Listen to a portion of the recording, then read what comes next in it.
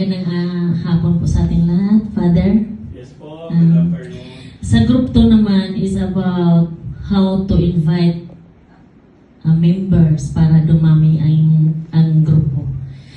Ang una po naming napag-usapan dito as we gathered our ideas ay about evangelization, invitation by spreading the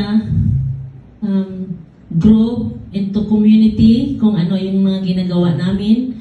And then, ang isang package deal na rin as one-stop shop, live by examples, especially your characters. And as we all know this time, na uso ngayon ang social media.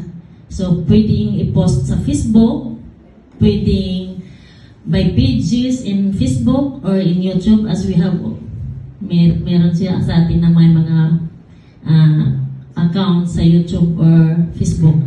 So sa mga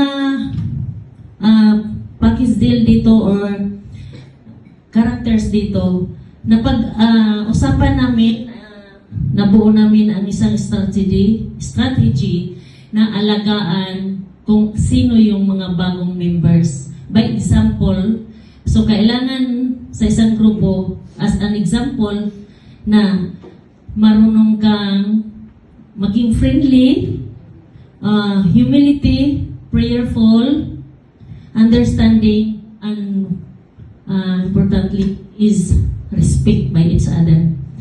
So, sa ginagawa namin as experience, 5 lang kami noon, naging operation recruit kami sa Pacific East. Sa San Malo, after Mass, lapitan namin yung mga tao hanggang dumami kayo ang bawat grupo or any kind of invitation na gagawin ninyo. Yan po, Father, ang pinakamaganda is smile when you said, "Hoy, gusto nyo bang sumali sa grupo?" So that's it, Father. Ang pinaka-importante. I will prayer. Thank you.